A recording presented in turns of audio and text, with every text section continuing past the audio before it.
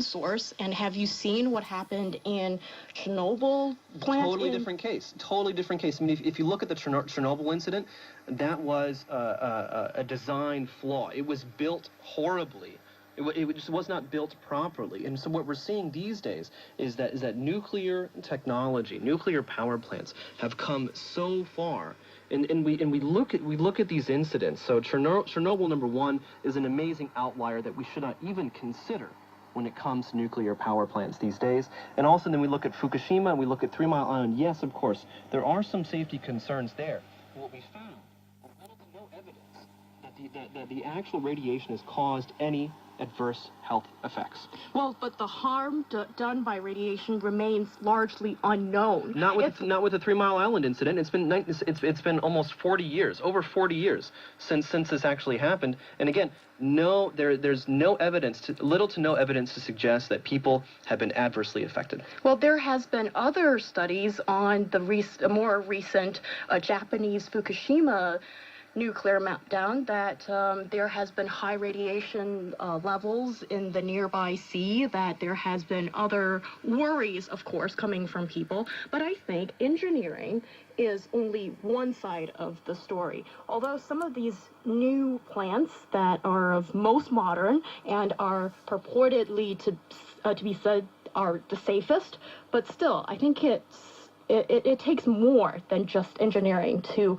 say, like, whether this is a good decision or about the future safety of these things. And I think it takes independent regulation and a meticulous, self-critical safety culture that you keep on, like, reflecting on yourself and checking that everything is safe, because this is a cost if something bad happens that I don't think anybody can bear.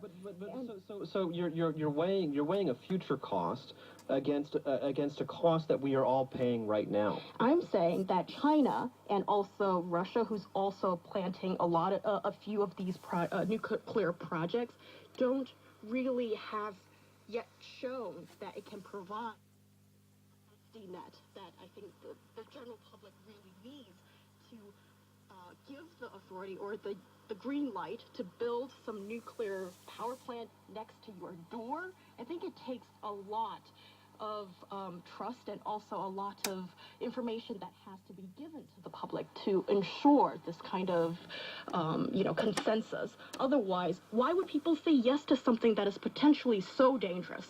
But I think we're dealing with something that is just as dangerous right now, and we are breathing it into our lungs right now. I think it's very difficult for anyone who opposes or supports these nuclear projects to agree with each other, because, no matter how much scientific proof you lay in front of people, nuclear energy is still one of those things where people believe that we don't have enough power to harness. It's been made into a boogeyman. I think really what we're looking at is the success of propaganda from natural gas companies, oil companies, other energy companies that make their profits from fossil fuels. It's a successful propaganda campaign against nuclear energy. I think you do have an interesting point of view, because there have been studies shown that these third-generation nuclear generators are safer than the first ones, but it seems that, when people don't want it, when people are willing to go